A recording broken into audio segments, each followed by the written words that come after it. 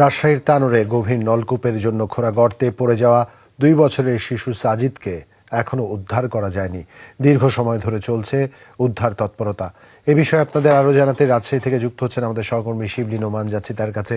শিবলি, প্রায় 17 ঘন্টা হলো এখনো শিশু সাজিদকে উদ্ধার করা যায়নি। না পারার মূল কারণটি আপনি কি দেখছেন, এবং নিশ্চয়ই সেখানে আপনি অনেক লম্বা সময় ধরে উপস্থিত। সার্বিক আপনার বিশ্লেষণটুকু শুনতে চাই। জুবায়ের, আসলে খুবই দুঃখজনক ঘটনা যেটি এখানে 17 ঘন্টার উপরে হয়ে গেছে, কিন্তু এখন এই যে উদ্ধার অভিযান সেটি চলছে। মূল যে সমস্যাটি, আমরা যে উদ্ধার কর্মী যারা আছেন এখানে 8টি ইউনিট দমকল বাহিনীর তারা কাজ করছেন। এখানে মূল সমস্যাটি হচ্ছে যে গর্তটিতে পড়েছে বাচ্চাটি, সেই গর্তটি আসলে গভীর নলকূপের জন্য খোঁড়া একটি গর্ত, এবং উদ্ধারকর্মীদের যারা রয়েছেন এখানে তারা যেটি বলছেন, এই গর্তটি আসলে সর্বোচ্চ 150 থেকে 200 ফুট পর্যন্ত কিন্তু গভীর হতে পারে।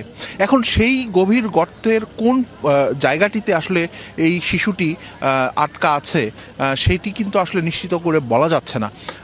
সেটি একটি চ্যালেঞ্জ। দ্বিতীয় চ্যালেঞ্জটি হচ্ছে যে এই গর্তটি থেকে শিশুটিকে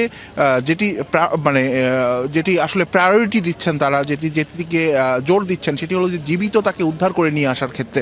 তো সেই ক্ষেত্রে আসলে আশেপাশের যে এলাকা আছে সেখানে মাটি খুঁড়ে ফেলা হয়েছে। 35 ফুট পর্যন্ত গভীরে কিন্তু মাটি খোঁড়া হয়েছে। দেখতেই পাচ্ছেন যে 35 ফিট গভীর পর্যন্ত মাটি খোঁড়া হয়েছে, এবং সেই মাটি খোঁড়ার পরে এখন যেটি করছে দমকল কর্মীরা, যারা উদ্ধার কর্মী, তারা কিন্তু সুড়ঙ্গ খুঁড়ে খুঁড়ে আসলে ওই ঠিক যে জায়গাটিতে গর্ত নেমে গেছে সেখানে কিন্তু খোঁজার চেষ্টা করছে যে শিশুটি আছে কিনা। এই কাজটিতে একটু সমস্যা আছে। আর তৃতীয় যেটি একটি সমস্যা সেটি হচ্ছে যে যখন এই শিশুটি পড়ে যায় তারপর পরই দমকলের কর্মীরা যখন এখানে আসেন, আসার পরে কিন্তু তারা যেটি দেখতে পান সেটি হলো তারা ক্যামেরাও নামিয়েছিলেন ভিতরে, কিন্তু শিশুটিকে আসলে কোথায় আছে বা এই অবস্থানটা তারা জানতে পারেননি বা বুঝতে পারেননি।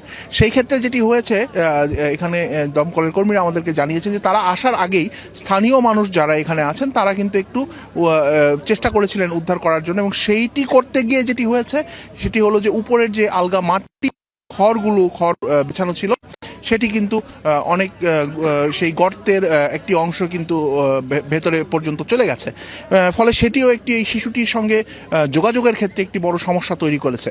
সবকিছু মিলিয়ে এই চ্যালেঞ্জগুলো আসলে মোকাবেলা করতে হচ্ছে এখানে যারা উদ্ধার কর্মীরা রয়েছেন। পাশাপাশি কিন্তু যেটি আমাদের এই উদ্ধার তৎপরতাগুলোতে সবচেয়ে বেশি হয়ে থাকে যে প্রচুর উৎসুক মানুষের ভিড়, সেই ভিড় সামলাতেও কিন্তু হিমশিম খেতে হচ্ছে।